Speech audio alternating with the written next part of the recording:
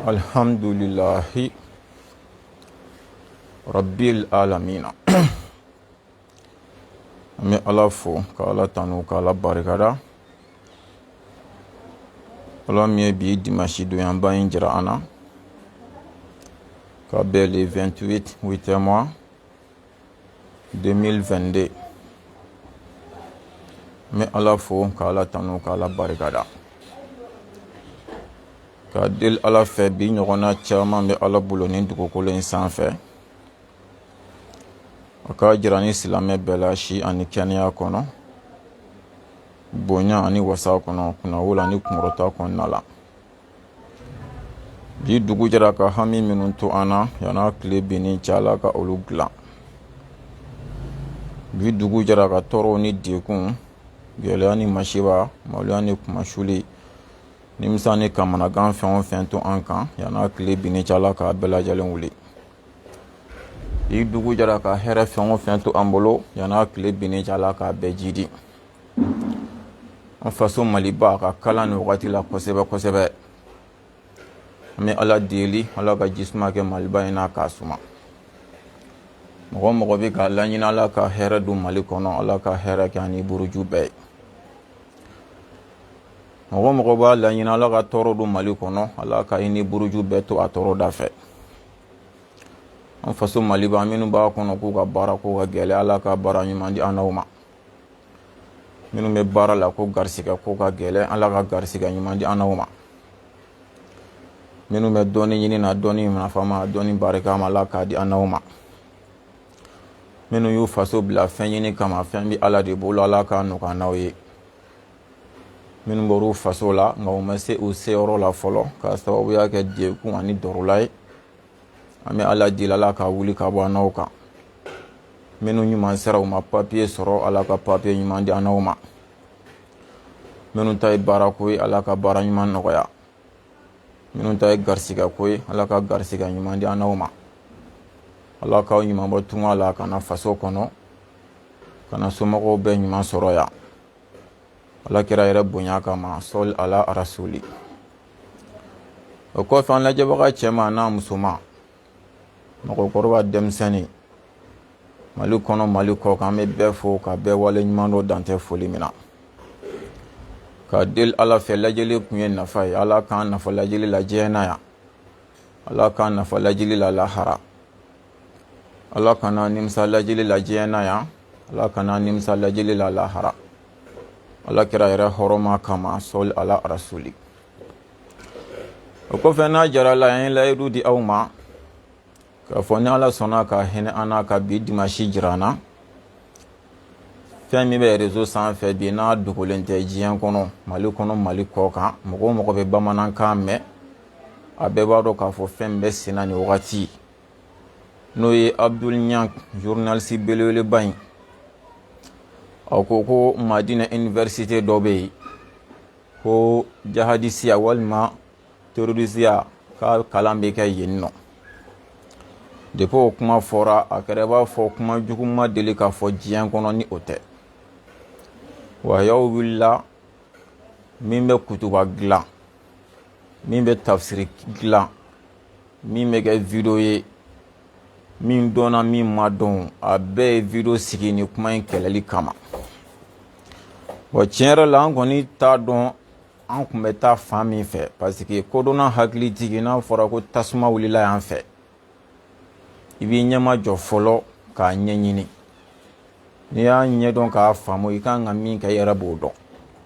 Depuis tasuma wulila côté fila fɛ,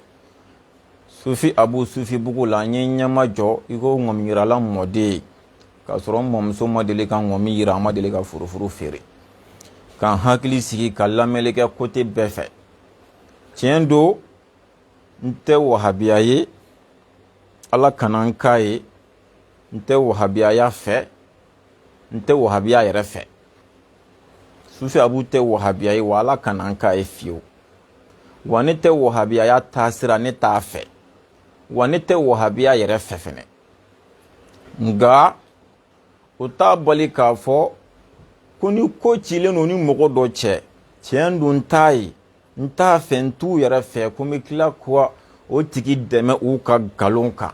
ala kana ko mɔgɔ fɛnɛ mba pourvoir kan datugu kan dabɔ a la mais wallahi ka dɔn ni ko in tɛ tiɲɛ ye mais fo dɔrɔn ne de tɛ nin tigɛ ninnu fɛ na ka n'u ka tiɲɛ kɛ nkalon ye ka nkalon kɛ tiɲɛ ye ne t'a deli ala fɛ ala ka ne ko mɔgɔ ye sabu an bɛ nin kuma fɛn o fɛn fɔ bi an b'a fɔ parce que an ta y'an ka téléphone ye forfait minnu b'a kɔnɔ an de y'a k'a la mais lahara an bɛ tila ka ɲininka a bɛɛ la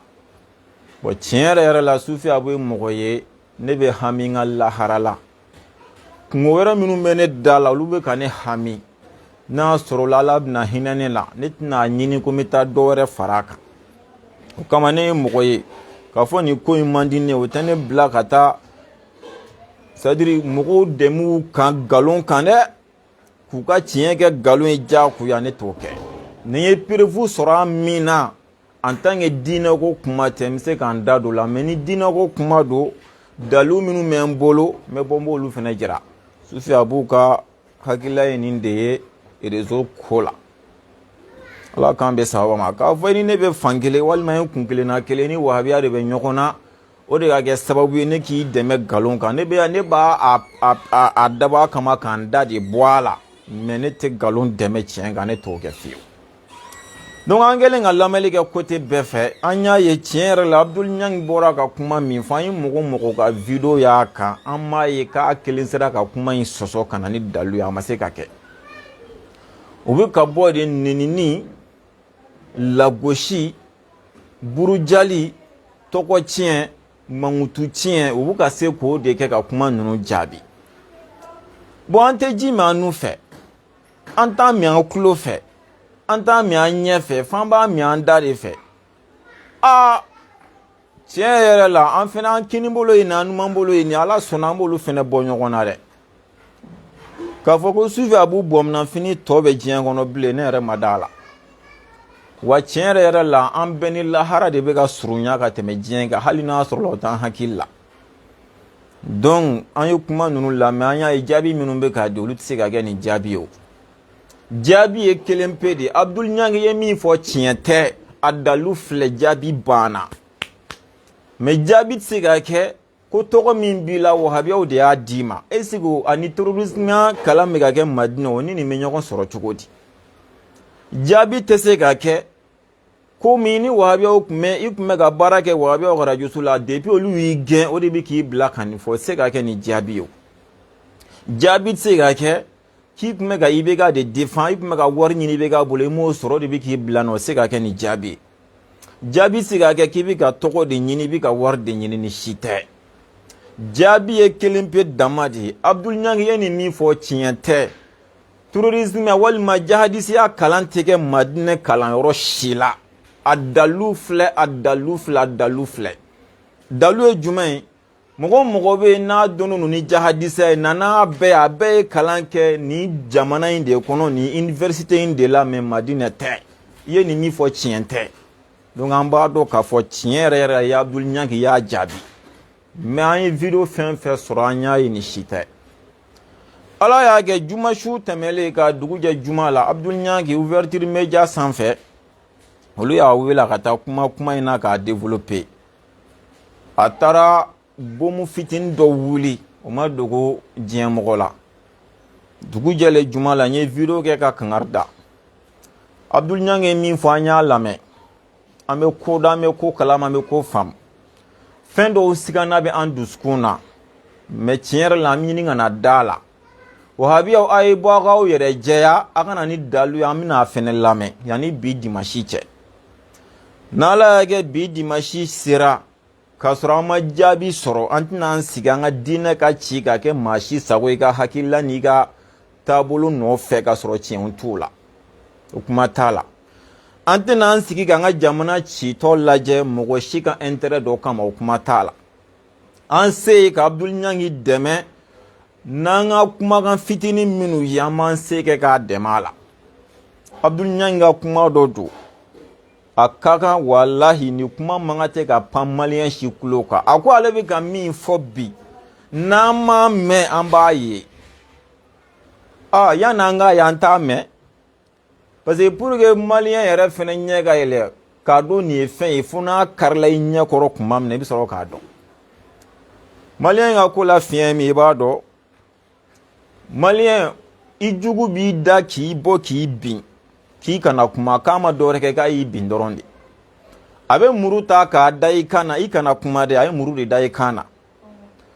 N'a y'a labɛn k'a b'i kan tigɛ k'i kana kuma de a ma tigɛ fɔlɔ dɛ.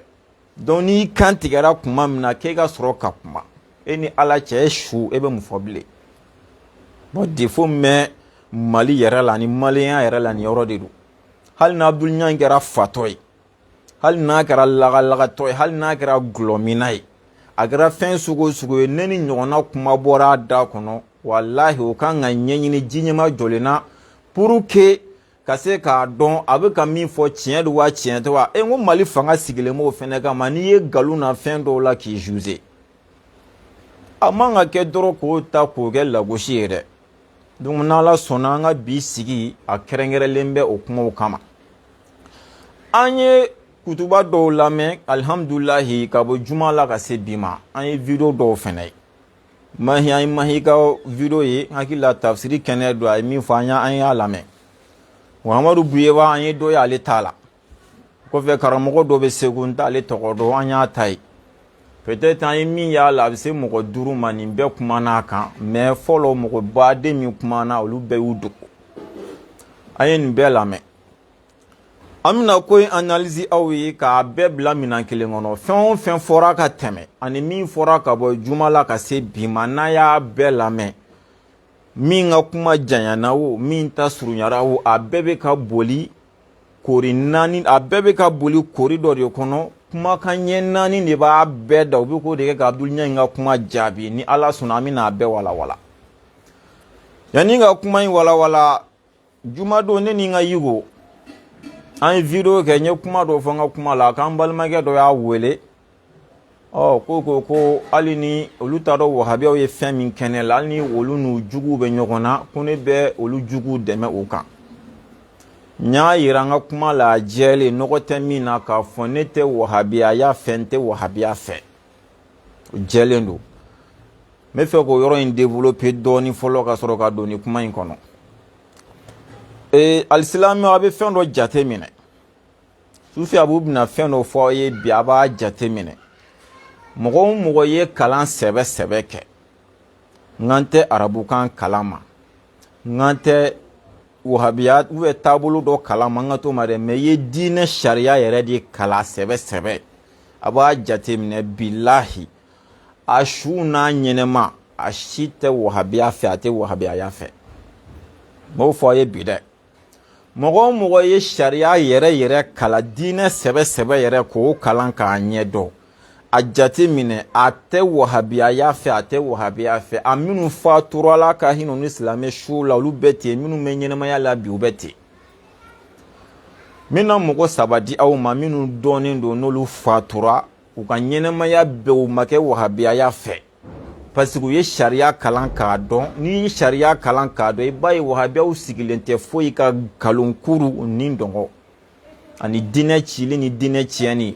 Bon en tant que e y'a ye nin de ye sira jɛlen ye dɔ nana ka sin ka a nɔgɔ cogo sugu dɔ la i dusukun bɛ ban a tigi la i se t'a la i se t'o la o dɔ ye jɔn ye a tɔgɔ ye di Sada Ture Segu Sherif Usman Madani Haydarabad Sandi Ala ka hɛrɛ k'a na a ka karamɔgɔ belebele min tun bɛ Segu Sada Ture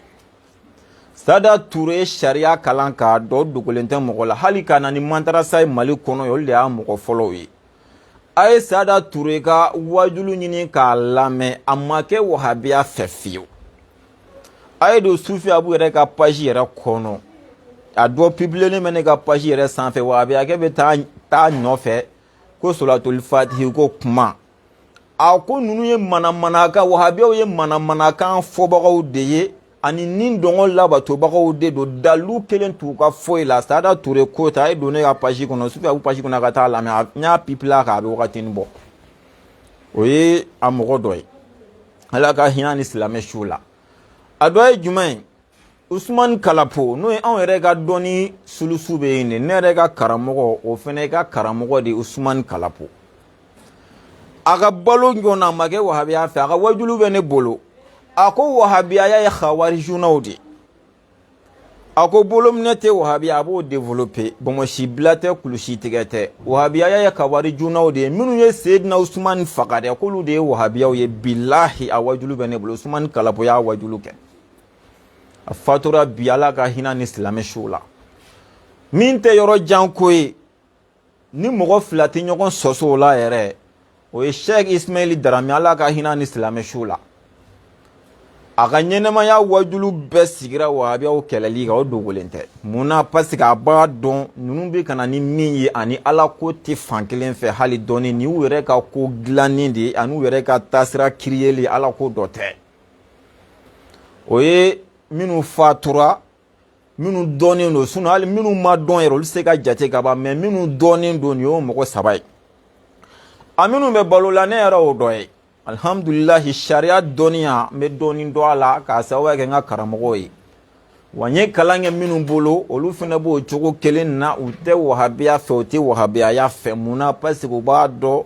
hakilila min b'u la ani kumakan min b'u da ani ala ko tɛ fan kelen o y'o dɔ ye a dɔ ye jumɛn ye a y'a ɲini a ka dɛnba wagi bara wele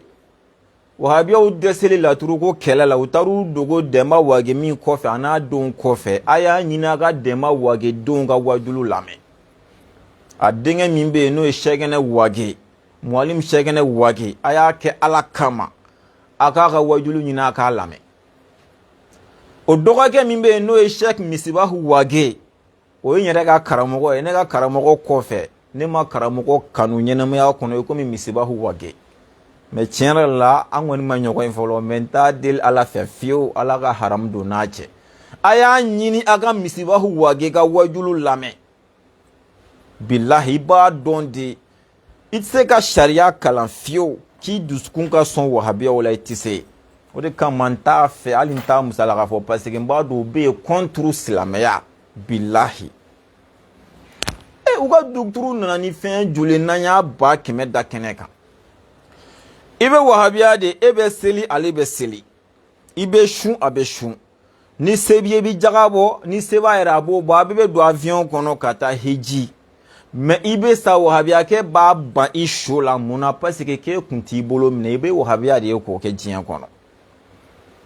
i bɛ sa i bɛ wahabiya de ye k'a ban i so la munna k'e ka kulusi kun tɛ tigɛ e mana sa i bɛ wahabiya de ye k'a ban e so la munna k'e kun bɛ mawuludu fɛti bilahi o preuve bɛɛ b'an bolo k'a ban a woloba so la k'a ba kun bɛ mawuludu fɛti a ma ban a ba la k'a kun tɛ seli dɛ a ma ban a ba la k'a kun tɛ sun dɛ a ma ban a ba la k'a kun tɛ alabato farida foyi kɛ munna k'a kun bɛ mawuludu fɛti a ba salen k'i ba so la bamakɔ yan i b'a ye jɔnna ni wahabiya tɛ hali n'a fa don a ba don k'i ba la ko kuntanni dɔ kama i t'o ye diɲɛ taabolo si la ni wahabiya tɛ ala k'a kɛra cogo di hali kɔsa-kɔsani na salon ne don Fawzani ma bɔ k'a fɔ bɛɛ ɲɛna dogora na ko mawuludu dumuni haramu ye e ni Alahu cɛ hali n'u bɛ se ka débat organiser ni Fawzani cɛ ni kuma la bilahi u k'a kɛ quoi a kana ni kitabu dɔ ye diɲɛ kɔnɔ bilahi i bɛ ni kitabu galon a tiɲɛ tɛ i b'a galon ɲini diɲɛ ni lahara i t'a ye fiyewu wahabiya sigilen bɛ nin de kan Fawzani de y'a fɔ a dogolen bɛ jɔn na ko mawuludu dumuni ye haramu ye e ala kerecɛn yɛrɛ ka dumuni kerecɛn bolo mana saga kan tigɛ walima ka sɛ kan tigɛ k'a dumuni tobi k'a d'i ma silamɛya ko k'i k'o dun k'i kɔnɔ fa mais silamɛ ka dumuni tobilen walima a ka fɛn kan tigɛlen mun na dɔrɔn parce que ko kira tɔgɔ b'a kan aw ni ala cɛ aw bɛ ni bila minɛn jumɛn kɔnɔ o kama sufiya b'u tɛ wahabiya ko kulonkɛ la dɛ bilahi ne bɛ n kari kari de la n kari kari yɛrɛ yɛrɛ o kama an b'a ɲini bɛɛ fɛ bɛɛ ka video in partager an bɛna don kuma kɔnɔ sisan i kɛra sufiya b'u fɛ i ma k'a fɛ a partager diɲɛ wahabiya bɛɛ k'a mɛn a bɛ se k'a commenter cogo cogo a k'a commenter min bɛ se k'a commenter ni tanu y'a sɛbɛ kɛ ni bɛ se k'a commenter ni nɛnini y'a sɛbɛ kɛ ni bɛ se k'a commenter ni menace y'a sɛbɛ kɛ i bɛ se k'a commenter ni fɛn o fɛn i diyaɲɛ fara i goɲɛ k'a kɛ ten a k'a sɛbɛkɔrɔ aimer ni bɛ se k'a aimer ni kɛri ye i bɛ se k'a kɛ ni ɲɛ bilenman ye o a bɛɛ kɛ ni su kora ka taa su se a midi ma a kilancɛ ma a bɛ fɔ sisan ko su sera midi ma su mana ko ka su se kilancɛ ma u b'a fɔ sisan ko su sera midi ma ni dugu jɛra ka tile guwan ka taa tile se a kilancɛ ma a bɛ fɔ sisan ko tile sera midi ma sufi a b'u ka kuma bɛna se a midi de ma sisan a jɛlen nɔgɔ t'a la fiyewu ala k'an bɛ sababa ma ala kira bonya kama sɔli ala rasuli an kɛlen ka wahabiyaw lamɛn u ka kuma jaabi a fɛn fɛn mana kuma dakuru ɲɛ 4 a ye taa bɛɛ lamɛn a bɛ ka boli o de kɔnɔna la a fɔlɔfɔlɔ u b'a fɔ ko Abdul Niang bɛ ka nin min fɔ ko tiɲɛ tɛ u ka kuma fɔlɔ bɛ bɛn o ma mais tiɲɛ tɛ olu fana ye kan ka dalu min bila nɔ la pour que an ka dɔn ko Abdul Niang ta tɛ tiɲɛ ye o fana tɛ sɔrɔ u bolo u kɔni b'a f'u da caman tɛ dɔrɔn ko nin tɛ tiɲɛ ye u ka kuma fɔlɔ y'o ye u ka kuma filanan u b'a essayer ka galon dɔ monter ka masque dɔ biri mɔgɔw ɲɛ kɔrɔ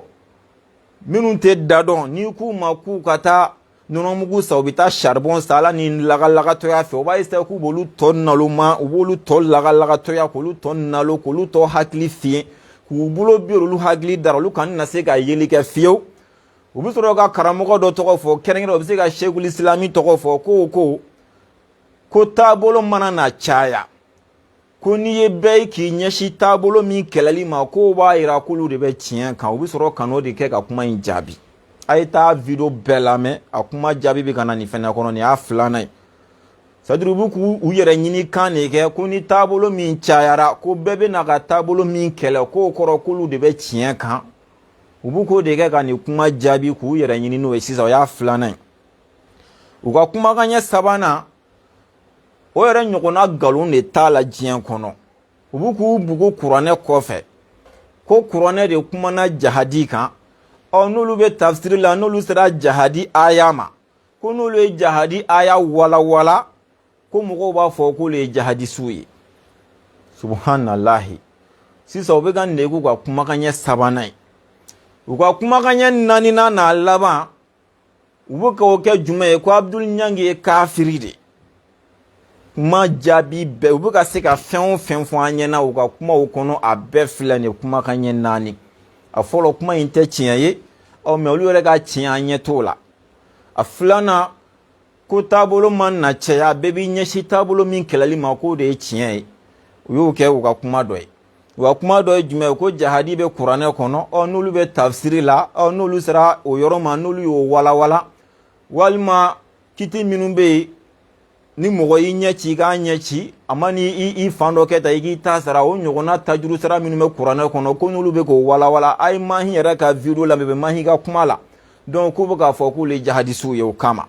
a kumakan ɲɛ 4nan n'a laban ani k'u ye kafiri a tɔgɔ Abdul Niang ye kafiri an bɛ kumakan ɲɛ fɔlɔ di aw ma u b'a fɔ Abdul Niang ta in tɛ tiɲɛ ye Abdul Niang ko a ko Nigeria Boko Haram mɔgɔ min kɛra sababu ye k'a sigi sen kan a y'a tɔgɔ fɔ ne ma fili ko Yusufu fɛn dɔ tɔgɔ in tɛ ne hakili la a ye sigi a ka video la mais Abdul Niang ko k'o ye kalan kɛ Madina Université la wahabiya aw kan ka bɔ k'a fɔ o tɛ tiɲɛ ye a ye kalan kɛ université min na a bɛ sɔrɔ k'o fɛnɛ fɔ an ye an b'a dɔn Abdul Niang ta tɛ tiɲɛ o de ta ye tiɲɛ ye mais aw ma se k'o kɛ aw ma se k'a fɔ da la fiyewu ko tiɲɛ tɛ a ko ye kalan kɛ Madina Université de la o de kɛra sababu ye ka Nigeria terrorisme yɛrɛ o de nana n'o ye ale de y'a wajuluw daminɛ k'i to la dɔrɔn ka na n'a guerre ye Abdul Niang ko ten ouverture média émission na an bɛɛ y'a mɛn aw kun kan ka fɔ k'o tɛ tiɲɛ ye bon n'a k'o tɛ tiɲɛ ye sisan a ye kalan kɛ jamana jumɛn kɔnɔ université jumɛn na a bɛ sɔrɔ k'o jamana tɔgɔ fɔ an ye k'o université fɛnɛ tɔgɔ fɔ an ye an bɛ recherche k'o kan an ma se k'a sɔsɔ a ko dɔrɔn ko tiɲɛ tɛ ka dan ye donc an ma se k'aw ta in faamuya o yɔrɔ la o ye kelen filanan a ye mɔgɔ wɛrɛ fɛnɛ tɔgɔ fɔ bon tiɲɛ la o tɔgɔ ne ma tɔgɔ nin maîtriser a ko o fɛnɛ ye kalan kɛ Madina Université de fɛnɛ la preuve aw ka preuve ɲini min nin kɔfɛ mɔgɔ kelen sɔrɔla ka fila sɔrɔ en même temps preuve caman b'a bolo a ye dɔɔni dɔrɔn de fɔ an ye aw ma se k'o fɛnɛ sɔsɔ mais o bɛɛ la ko tiɲɛ tɛ ni tiɲɛ tɛ o u ye kalan kɛ université jumɛn na a y'o fɔ an ye an fɛnɛ ko mais pour que an ka dɔn k'Abdul Niang ta in tɛ tiɲɛ ye an ka tiɲɛ minɛ ka tugu o kan a ma ban ni ko gɛlɛnya kele o y'o kɔ karilen an mago b'aw ka tiɲɛ na ni tiɲɛ tɛ u ye kalan kɛ jamana jumɛn kɔnɔ ani université jumɛn na a ye bɔ a k'o fɛnɛ fɔ an ye an ka recherche k'o fɛnɛ kan pour que an k'a dɔn Abdou Niang ye min fɔ tiɲɛ tɛ an ka sabati aw ta kan ne ta ma tiɲɛ y'aw bolo fɔlɔ dɛ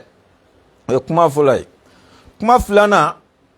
ko ni taabolo cayara ko taabolo bɛɛ b'i ɲɛsin taabolo min kɛlɛli ma k'o de kɔrɔ k'o bɛ tiɲɛ nka subhanallahi wahabiyaw aw ni ne an ka sira Ala ɲɛ an ka sira Ala ɲɛ an ka sira Ala ɲɛ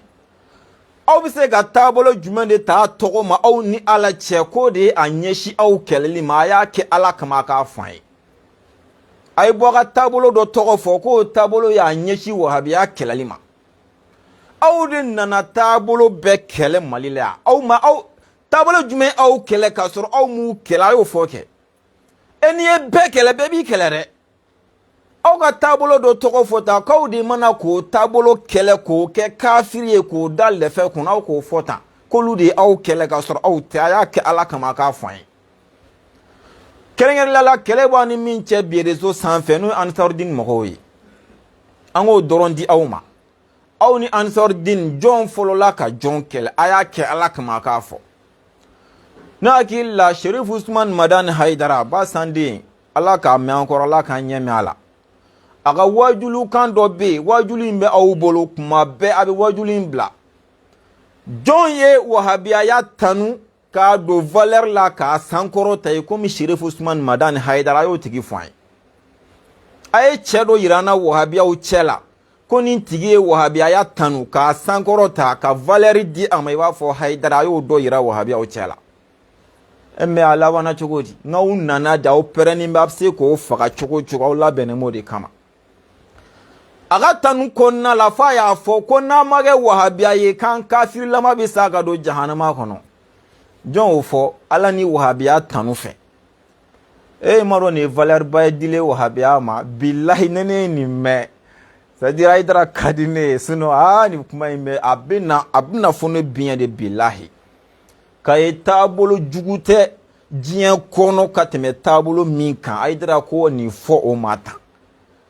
mais ne b'a bila minɛn jumɛn kɔnɔ bɛɛ ka boli ka bibiri a b'a fɔ don min na o don i b'a sɔrɔ la a kun ɲɛ bɛ fɛn dɔ de la a yɛrɛ bolo k'o de ye tiɲɛ ye a ye kuma in fɔ ni o hakilila de mais a ye nin ɲɔgɔnna tanuba fɔ a ma o bɛɛ la aw m'a kɛlɛ hali sisan aw ye dajali taara k'a da jɔn na aw wahabiyaw de y'a bɔ o da kɔnɔ a y'a fɔ jɔn ma Haidara tɛ k'a sɔrɔ o de ye nin ɲɔgɔnna valeur di wahabiyaya ma hali sini a bɛ k'o de jouer k'aw yɛrɛ sankɔrɔ ta n'a ye mais bɛɛ la ko taabolo bɛɛ mana taabolo min kɛlɛ aw de nana taabolo bɛɛ kɛlɛ o kɔrɔ aw de bɛ nkalon kan taabolo bɛɛ bɛ tiɲɛ kan fɔlɔ parce que aw de nana taabolo bɛɛ kɛlɛ n'i ye bɛɛ kɛlɛ bɛɛ b'i kɛlɛ dɛ aw de nana taabolo bɛɛ kɛlɛ yan k'a bɛɛ kɛ kafiri ye k'a bɛɛ bɔ silamɛya la n'aw dabara ye fɛn kuntan dama dama nɔfɛ a si tɛ sɛbɛ ko ye aw tɛ se ka foyi fɔ k'a b'a fɔ ko nin tigi ye kafiri ye k'a bɛ se ka na ni dalu dɔ ye k'o b'a tigi kafiri a tɛ yen aw ye min fɔ Abdou Niang ma an bɛna se o yɔrɔ ma aw de ye bɛɛ kɛlɛ yan maa si m'aw kɛlɛ donc o kɔrɔ aw de bɛ nkalonfin kirikiri kan bɛɛ bɛ tiɲɛ kan aw de tɛ tiɲɛ kan a tiɲɛ dɔ ye jumɛn ye aw ka wajulu ni sisan cɛ aw ka dugutuluw bɛ bɔ k'a fɔ ko nin ko in bɛ diinɛ kɔnɔ sufiyabu bɛ bɔ ko nkalon don dalu sera ka sɔrɔ a jumɛn na ka na ni hakilila jugu ye ka n'a di silamɛya ma an y'a bɛɛ nkalon yira o bɛɛ la mɔgɔw tɛ tiɲɛ fɛ fo hakili la o ye u ka kumakan ɲɛ filanan ye u ka kumakan ɲɛ sabanan ko kuranɛ de kumana jihadi kan n'olu bɛ tafsiri la ko n'olu da sera o ma donc ko mɔgɔw b'a fɔ k'olu ye jihadisiw ye subhanallah a ye nkalon tigɛ walahi tiɲɛ tɛ ni Ala sɔnna jihadi ko min b'aw da kɔnɔ ni Ala ye alamisa natɔ jira an na ni degun ni dɔrɔla foyi ma kɛ n bɛna video sigi ka kuma aw ye jihadi kan silamɛya yɛrɛ jihadi kan ka kɛ kɛcogo min na n bɛna fɔ aw ye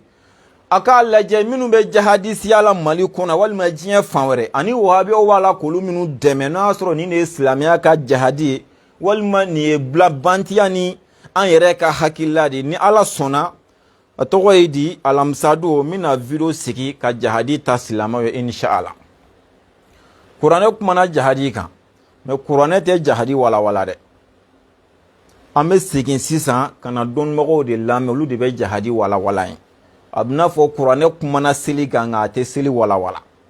a kumana ye su nka a t'a walawala a kumana ye jaga k'a t'a walawala walasa an ka se ka faamuya ni walawala sɔrɔ a la an bɛ segin kitabu de ma dɔnnibagaw ka kuma wa a kumana jahadi kan a ma walawala k'a la donc an bɛ segin dɔnnibagaw ka kuma de ma sisan olu ye mun fɔ jahadi yɛrɛ sariti a kan ka kɛ condition jumɛn kɔnɔ silamɛya ka jahadi ni ala sɔnna a la musa an bɛna video sigi o kan k'o ɲɛfɔ u bɛ fɛ k'o min kɛ u bolomada yɔrɔ ye k'o k'u boli kan ye k'o kɛ sous-couvert yɛrɛ da la n'ala sɔnna an b'o guloki fara k'o bɔ yen u ye nkalon tigɛ o tɛ tiɲɛ wagabiya b'a dɔn min kun ka di ne ye a y'a fɔ c'est à dire kuma kelen min kuma o da a kun kan ka to o kuma kɔfɛ an b'a dɔn o tɛ tiɲɛ ko ye mais an bɛ faamu sɔrɔ o la dɔɔnin quoi o ye jumɛn ye k'a fɔ o da la tiɲɛ yɛrɛ yɛrɛ la an kun t'a dɔn ko ala ko tɛ o de kama an ye ninnu fɔ mais bi an y'a faamuya an nimisara anw b'a dɔn o tɛ tiɲɛ anw b'a dɔn o ye desɛn nalen ye walahi sabula aw kun jigi b'a kan ninnu bɛna se min sɔrɔ ala ma sɔn a ka sɔrɔ sisan n'o kuma mɛnna aw da bɛ fara fɔ aw tɔ na donc o dɛsɛ nali min kɛra sisan aw b'a dɔn pɛrɛ o tɛ se ka mɛn aw da a bɛ se ka nin k'aw bolomada yɔrɔ ye anw b'o faamu dɔɔnin mais k'a fɔ de k'a b'aw bolikan kɛ k'aw dogo jahadi kuranɛya kɔfɛ o tɛ tiɲɛ ye Abdul Ɲangi ko a ko mɔgɔ caman bɛ yen n'a fɔra ko karamɔgɔw tun bɛ ka kutuba yɛlɛ jahadi kan k'an caman bɛ taa mahin de ye mais k'a sɔrɔ a enregistrement min b'ale bolo ko bɛrɛ t'a jɛ 50 la mais tiɲɛ yɛrɛ yɛrɛ la o t'anw bolo dɛ ni mahin tɛ anw yɛrɛ t'a dɔn ko mɔgɔ wɛrɛw kumanin don a kan mais olu minnu ye journaliste ye olu de b'a dɔn hali ni ma fili sirifikɛ yɛrɛ ka wajuli dɔ bɛ a bɛ dɔ tɔgɔ fɔ ko ka a 20 ni dɔɔnin b'ale yɛrɛ fɛnɛ bolo o b'a yira aw caman ye kutuba yɛlɛ a kan aw dun ko tafsir an bɛna mahin ta je mahin bɛ ka kuma ka nin min fɔ aw ni ala cɛ n'a sɔrɔ la ko mahin tun bɛ ka nin fɔ tafsiri de la walima n'a tun bɛ k'a fɔ kutuba de la an bɛna je hali a ma surunya k'a fɔ tafsiri fan fɛ ne ko an k'a kɛ sa aw tun bɛ k'a kɛ aw bɛ ka tafsiri de kɛ o aw dɔrɔn de ye tafsirikɛla ye diɲɛ kɔnɔ an ka mali ta aw dɔrɔn de ye tafsirikɛla ye mali kɔnɔ tafsirikɛla foyi tɛ mali kɔnɔ ni aw tɛ mali karamɔgɔ bɛɛ la mɔgɔ jumɛn de bɛ n'a ka tafsiri ye sanga sɔrɔ n'a lakodɔnna n'a ye mali kɔnɔ mali kɔ kan mali karamɔgɔ bɛɛ o ye jɔn ye an fa n'an ka cɛkɔrɔba Sheikh Ismail Darame ala ka hinɛ ni silamɛ su la o ma dogo mɔgɔ la o dɔ la o Darame kuma nana se jahadi aya ma Darame kun b'a pan a kunna de ya walima aw de ye kɔrɔ dɔn jahadi aya la ka kɔrɔ faamuya jahadi aya la Darame kun tɛ min dɔn a mɔgɔ minnu bɛ anw fɛ an ka taabolo karamɔgɔw la olu mana se jahadi aya ma olu fɛnɛ b'u pan a kunna de ya donc aw de ye kɔrɔ dɔn jahadi aya la ka fɛn de faamuya a la olu fɛnɛ tɛ min si dɔn a la aw ni ala cɛ yanni ni jahadisiya wulili cɛ aw tun tɛ tafsiri kɛ donc aw ka jahadi aya o wagati y'a sɔrɔ aw tɛ jahadi aya kɔrɔ dɔn o y'a sɔrɔ la aw tɛ walawala dɔn jahadi aya la yanni jahadisiya wulili cɛ a sɔrɔ a bɛ tafsiri kɛ aw tun t'a kɔrɔ dɔn n'aw sera a ma aw b'aw pan a kunna kelen filanan minnu b'a kɔrɔ dɔn olu tun tɛ walawala wɛrɛ dɔn a la mais jahadisiya de daminɛlen sisan aw de ye jahadi aya kɔrɔ dɔn k'a kɔrɔ faamuya k'a walawala ka tɛmɛ bɛɛ kan o tɛ ya alisilamɛ aw k'a lajɛ ta nin bɛ donyɔrɔ sɔrɔ hakilitigi jumɛn ni korona jumɛn kunkolo kɔnɔ bɛɛ bɛ tafsiri kɛ et puis walahi a bɛ fɔ yɔrɔ dɔnnibagaw ye bidaya tila k'a kɛ sigiyɔrɔma 5 ye bidaya min ye haramu ye n'a bɛ mɔgɔ don fili kɔnɔ a bɛ don jahanama kɔnɔ o ye wahabiyaw ka nin baara de ka tafsiri kɛ o wahabiya tɛ wahabiyaw cɛ la o wahabiyatigiw cɛ la ko mɔgɔ min ni tafsiri ka kan bilahi talahi a tɛ yen Abdulayi Koyita ni ala n'u ma sɔn yɔrɔ débat ye ne tana ye mais n'u ma sɔn bilahi n pɛrɛnnen don k'a débat nin débat kɛ n'u ye n'Abdulayi Koyita bɛ sɔn u ka ne wele k'a wele an ka sigi kɛnɛ kelen kan n bɛ question dɔw d'a ma bilahi ani tafsiri kɛli man kan bilahi talahi walahi bilahi talahi ma fɔ ne tɛ minnu dɔn dɛ mais an bɛ wahabiya minnu dɔn réseau sanfɛ k'an b'u ka tafsiriw lamɛn u ni tafsiri kɛli man kan a haramuyalen don u ka tafsiri kɛ a dɔnni t'u la a faamu t'u la n bɛna n'a dalu ye cɛ min tɛ kuma a kunfɛ sufɛ a bolo hali ni t'a fɛ a haramuyalen don bidaya cɛjugu don mahi ka tafsiri kɛ a tɛ bɛn sariya kɔnɔ an tɛ sariya jamana de kɔnɔ o de bɛ ka mɔnɛ don an na o a haramuyalen don total mahi k'i sigi k'a bɛ tafsiri kɛ a dɔnni t'a la a faamu t'a la a n'a man kan o kɔfɛ yɔrɔ imami jaabi ninnu subhanallahi la ilaha illallah ninnu ye ala ko kɛ kulonkɛ an bolo ka kuranɛ kɛ caatiri ni kulonkɛ an bolo ya mɔgɔ minnu tɛ diinɛ kiti dɔn olu bɛ t'u da don kuranɛ la ni dalu jumɛn ye duguturu bɛ bɔ ko n ko ne bɛ bɔ k'a fɔ tiɲɛ tɛ olu ni tafsiri ka kan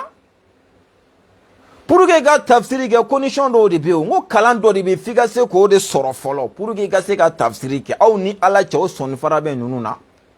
pour que i ka se ka n'i sigi e bɛ tafsiri a k'a sɔrɔ fikuhu dɔnni b'i la o kɔrɔ diinɛ ɲininkali fɛn fɛn mana k'i la i bɛ se k'a jaabi u bɛ se k'a jaabi ya o ye joli jaabi ni ne ko tiɲɛ t'a ye n'u ma se ka na n'a dalu ye o bɛ se ka compter ya walasa i ka tafsiri kɛ i mana ɲininka seliji kiti tɛ yen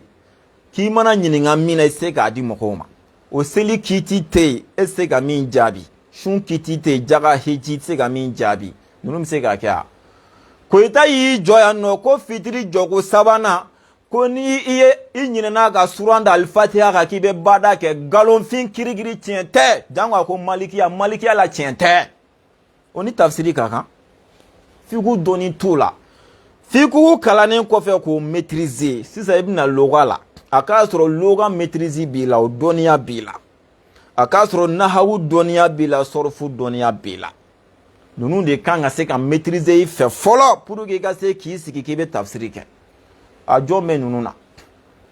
u ka wahabiya kelen wele ka ne wele an ka sigi an ka kuma kɛ bilahi talahi a tɛ kuma kɔfɛ la ilaha illa ninnu ala ko kɛ kulonkɛ ye o de kama diyagoya fitinɛ kuma bɛ bɔ o da ko tafsiri parce que a dɔnni tɛ yen tafsiri kan ka kɛ hukumu jumɛn kɔnɔ la ilaha illa ala silamɛya tiɲɛna haut conseil a ye sabali a k'aw sen don mali silamɛya la a ka woloma mali karamɔgɔya a ka woloma walasa lahara aw kana jalaki sufi abu y'a fɔ koyi ninnu si ni tafsiri man kan bilahi a kalan t'u la a dɔnni t'u la a foyi t'u la a si a kelen tɛ a tɛ yen wahabiya a tɛ yen e diyagoya tɛ jahadi fitinɛ kuma ka bɔ o da kɔnɔ kira ka hadisa dɔ de b'u bolo kan u b'u k'u sinso kan ne yɛrɛ ko yɔrɔ ne ka video caman ne b'a fɔ n k'u bɛ ka taa arabukan de kalan mais ne yɛrɛ bɛ ɲini ka na sigi est ce que wahabiyaw bɛ arabukan yɛrɛ dɔn wa mɔgɔ min yɛrɛ ma se ka nin kɔrɔ dɔ k'a faamu o k'a fɔ k'a bɛ tafsiri kɛ ne yɛrɛ bolo n k'aw bɛ arabukan yɛrɛ fɛnɛ dɔn a b'a maîtriser yɛrɛ jaja hali u tɛ arabukan yɛrɛ dɔn kira ka hadisa dɔ de bɛ yen ko umirtu an ukatila nasa hata yushihidu an la ilaha illallah muhammadu rasulullah umirtu an ukatila nasa hata yushihidu o de b'u bolo u bɛ k'o de u sinsin o de kan ko kira ko ne yamaruyara ko n ka mɔgɔ bɛɛ kɛlɛ f'u ka taa seereya k'a fɔ ma foyi tɛ ala kɔ tuma min na n ka sɔrɔ k'u kɛlɛli dabila nin de ye jahadi dalu ye aw bolo wa umirtu kɔrɔ arabukan na ko ne de yamaruya nin ye khususiya de nin kɛrɛnkɛrɛnlen don ni kira kelen pe a fɔra k'e de yamaruyara ko kira de yamaruyara kira ko ale de yamaruyara k'ale ka mɔgɔw kɛlɛ ani e yamaruyara k'e bila la nin ye kuma kelen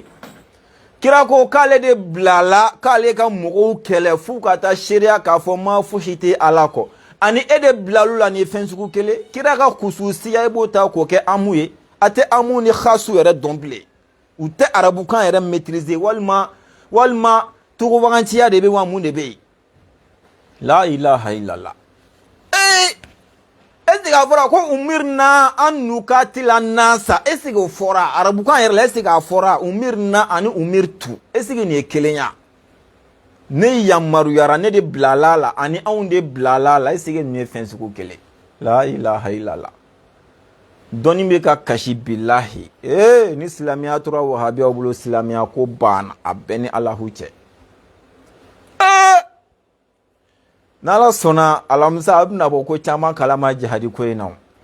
Seydina Umaru tile la wagati dɔ nana se wagati gɛlɛyara san gɛlɛyara I b'a fɔ an filɛ ta min na sisan Mali kɔnɔ Seydina Umaru y'a degere bɔ ni cɛ o cɛ mɔgɔ dɔ tɛgɛ tigɛ k'a ye suɲɛni kɛ ale Umaru b'i tɛgɛ tigɛ o na Seydina Umaru ye kuranɛ sɔsɔ ya kuranɛ ko k'u ka mɔgɔ zon tɛgɛ tigɛ mais Seydina Umaru ko n'i y'a kɛ n yɛrɛ b'i tɛgɛ tigɛ aw bɛna Ala dɔn sisan ka tɛmɛ Seydina Umaru kan aw bɛna kira dɔn ka tɛmɛ Seydina Umaru kan aw bɛna kuranaya dɔn k'a kɔrɔ dɔn k'a faamu ka tɛmɛ Seydina Umaru kan wa kuranɛ ko ni zon minɛna amuru yɛrɛ la ko k'a tɛgɛ tigɛ mais Seydina Umaru ko ni zon minɛna n'a y'a tɛgɛ tigɛ n b'i yɛrɛ tɛgɛ tigɛ I b'a dɔn de la ninnu tɛ kalanko ɲɛdɔn bilahi fɛn bɛɛ n'a kuma de don fɛn bɛɛ n'a wagati jihadi ko kan ka walawala ta min kɔnɔ o tɛ nin wagati ye parce que fitinɛ bɛ yen o tɛ nin wagati ye hali n'a bɛ walawala a kan ka walawala cogo min na n'aw bɛ ka min fɔ kelen tɛ ni kelen don Seydina Umaru de ka nin kuma ta I k'a lajɛ ta ni kuranɛ aw to la Seydina Umaru ye kuranɛ sɔsɔ wa a b'o ni silamɛya cɛ a b'o ni sunna cɛ wa cɛ I t'a kalan kɛ sa nin dɔnniya bɛ wahabiya jumɛn na ni maîtrise b'a jɔn na u bɛ ka min k'u dogora a ye mahi ka tafsiri tɛmɛlen lamɛn a ye min kɛ juma tile binna I t'a lamɛn a bɛ ka nin kuma de fɔ k'a b'o k'a dogɔrɔ ye parce que ko kuranɛya minnu bɛ jihadi kan n'olu b'a la k'o fɔ k'u bɛ ka fɔ k'olu ye jihadi se an ka mahi lamɛn n'a y'a sɔrɔ la ko mahi kumana jihadi ka tafsiri la u kana n'a video ye min b'anw bolo o tɛ tafsiri o ye kutuba ye u kana n'an ka mahi lamɛn a ye min fɔ tan ne nin ye kutuba ne nin ye tafsiri ye ou bien kuranɛya jumɛn de bɛ ka kalan n'a bɛ k'o tafsiri hali ne nin ye tafsiri ani mahi bɛ ka min fɔ n'o ni kuranɛ bɛ ɲɔgɔn ta wa walima nin ye jihadisiw de soutenir wa an k'a lamɛn n'a fɔ ninnu fa b'u la o est ce que ninnu ye mɔgɔ ɲɛnamaw de ye fa bɛɛ y'e de la ninnu n'u sara dalilu min b'u bolo lahara a t'e bolo koyi a t'e bolo a tɛ ne bolo ne ye tafsiri de wa minnu filɛ nin ye mɔgɔ faga la mahi bɛ ka kuma k'olu de dɛmɛ k'u kanu yira an k'a lamɛn dɛ ko dunan bɛɛ k'a lamɛn bilahi mahi kan ka wele a ka tiɲɛ fɔ mahi bɛ ɲɛ dɔ ko in na ni mahi ka nin kuma labɛn ni hakili sigi I b'a dɔn mahi bɛ ɲɛ dɔ ko in na an k'a lamɛn bani mɔgɔ minnu wulila ka marifa ta k'a fɔ an bɛ fɛ ka Ala ka diinɛ kiiri ne t'u dɔn n t'u nakun dɔn nka u ye min kɛ kɛnɛ kan ne b'o fɛ Allahu akbar a filɛ nin ye an bɛɛ bɛ tɛmɛ dulɔ la jikɔrɔni yan Ala tɛ se ka y'an ɲɛ k'a fɔ a man d'an ye n ko ninnu y'a cɛ ka taa jeni a bɛ ɲɛ t'a la lala Mali de t'o fɛn ninnu bɔ ni mɔgɔ min bɛ chaîne wɛrɛw lajɛ e dulɔ tigɛ ka bɔ dugu kɔnɔ ka taa jeni u ye fini suturalen don ni wajibiya musow kan wa u ko k'u b'a fɛ ka silamɛya de sariya sigi o tɛ kuma lankolon ye o tɛ mɔgɔ ka mɔgɔ neni taw ye jamakulu fila ɲaaminen don ɲɔgɔn na kɔrɔn fɛ fo bɛɛ k'o faamu hali wajulikɛla caman bɛ kɛ ka girin I t'a dɔn I tɛ ɲɛ dɔn a la a ye mahi ka kuma la ko jamakulu fila de ɲagaminen don kɔrɔn fɛ mɔgɔ caman bɛ ka girin hali wajulikɛla bɛ k'i da dɔ la k'u t'a ɲɛ dɔn kɔrɔ ale mahi bɛ a ɲɛ dɔn n bɛ sigiyɔrɔ in kan a k'a lamɛn a ko jamakulu fila bɛ kɔrɔn fɛ u ɲagaminen don ɲɔgɔn na mɔgɔ caman bɛ ka kuma la o t'a ɲɛ dɔn hali wajulikɛla caman bɛ ka kuma o t'a ɲɛ dɔn o b'a yira ale mahi bɛ ɲɛ dɔ ko in na bamanankan de don an bɛɛ bɛ dɔ mɛn a la o n bɛ segin a kan n k'a lamɛn a bɛ ɲɛ t'a la lala Mali de t'o fɛn ninnu bɔ ni mɔgɔ min bɛ chaîne wɛrɛw lajɛ e dulɔ tigɛ ka bɔ dugu kɔnɔ ka taa jeni u ye fini suturalen don ni wajibiya musow kan wa u ko k'u b'a fɛ ka silamɛya de sariya sigi o tɛ kuma lankolon ye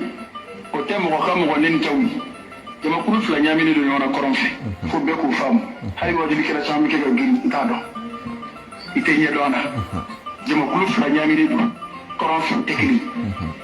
minnu ko diinɛ maa maa ko diinɛ hali minnu bɛ bɔ du wɛrɛ la ka taa ci dɔnnibaa caman sɔrɔ la minnu ko foyi t'a la se wɛrɛ t'u ye ka tubabu kɛlɛ ni nin tɛ silamɛya dun burujara fo ka s'a dan na ne y'o kɛ ne ka kuma ye dɔnnibaa caman y'a fɔ min bɛ a tɔgɔ ye di silamɛya tɔnba ɲɛmɔgɔya la bi a b'a la sisan n t'a dɔn o de kɔni kun b'a la Yusuf al-Qaradawi ale y'a fɔ aw ni ala cɛw ni ye tafsiri de ya ne ni kuma fɔra tafsiri kɛnɛ kan ni ye kuranaya jumɛn ne tafsiri tɔ ye ni ye jihadisi ninnu soutenir tɔ de ye wa walima ni ye jumɛn ye o bɛɛ la k'a bɛna aw bolo fila biri an da la ko kuranaya minnu bɛ yen nɔ n'olu bɛ ka kuma jihadi kan k'aw kɛtɔ k'o walawala k'anw ko k'aw ni ninnu bɛ ɲɔgɔn fɛ aw yɛrɛ de m'a yira sa k'an n'u bɛ ɲɔgɔn fɛ walima an tɛ bamanankan mɛn bilen an n'an hakiliw tɛ ɲɔgɔn fɛ bilen an tɛ ko kalama bilen ou bien e bɛ ka mun fɔ o gisement hin jabar alisilamɛw an ka kunu walahi sunna a dabirilen don an da la ala ye ta pour que a k'a dɔn bilahi wahabiyaw ni ninnu bɛ ɲɔgɔn fɛ siga t'a la ni m'a fɔ wahabiya bɛɛ ye jahadisi mais jahadisi bɛɛ wahabiya o dogolen tɛ u ni ninnu bɛ ɲɔgɔn fɛ mun na kuma min na u y'an ka sɔridasiw minɛ hakili la sɔridasi 100 jɔn de taara sɔridasi 100 minɛ u bolo ka na n'a ye muhamadu diko jɔn de don wahabiya tɛ yan aw ni ala cɛ ni diko tɛ anw ka taabolo karamɔgɔ jumɛn bɛ se ka taa n'u m'i kun tigɛ jɔn a y'a k'ala kama a k'a fɔ ni diko tɛ k'anw ka taabolo karamɔgɔ dɔ bɛ yen k'o tun bɛ se ka taa k'u m'i faga jumɛn o bɛɛ la aw n'olu tɛ ɲɔgɔn fɛ mun na o ye diko ɲɛnɛma bila ka na ka tila k'u d'a ma ka na mun na korona t'i yɛrɛ ɲininka hakilitigi t'a yɛrɛ ɲininka mun bɛ yen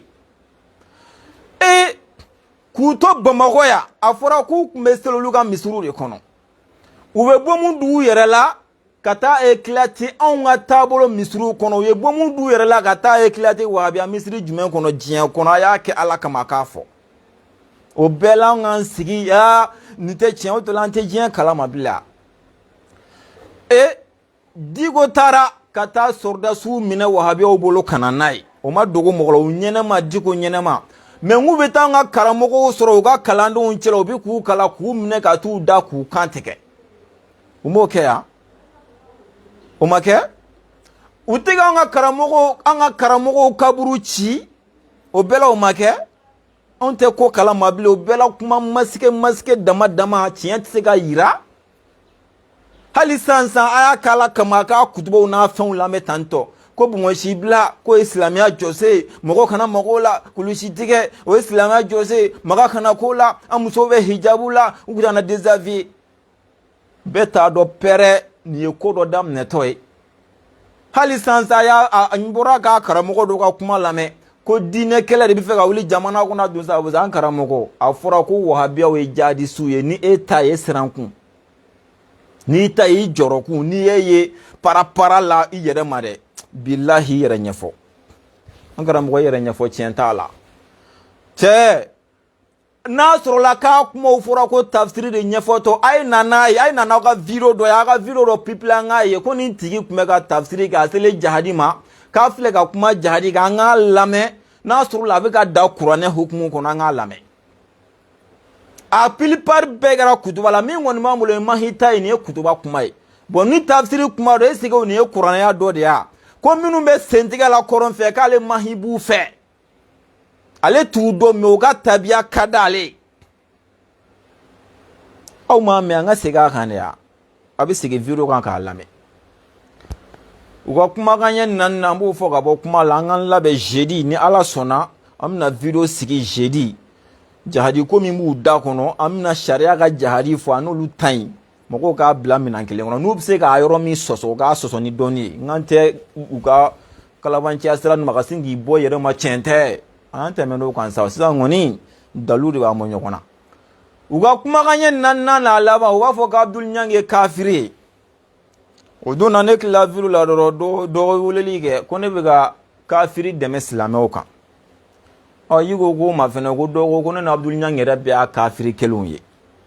k'u kan k'anw bɛɛ faga walahi ye ko de y'a fɔ an ye komi ale de bɛ wele y'a ye cogo di Abdul Niang a ka kafiriya dɔnna bi de mais k'a sɔrɔ a bɛ ka seli aw ka misiri kɔnɔ kafiri tɛ Abdul Niang k'a sɔrɔ a bɛ ka baara kɛ aw ka radio so la kafiri tɛ mais a bɔli aw ka gindo kalama sisan kafiri de don a t'a ka kafiriya yɔrɔ dɔ fɔ an ye an mago b'o la Abdul Niang ye wale jumɛn de kɛ k'o de b'a kafiriya a y'a kɛ ala kama k'o jira an na tan aw kɔni bɛɛ sabatilen don a kan k'a fɔ a bɛ seli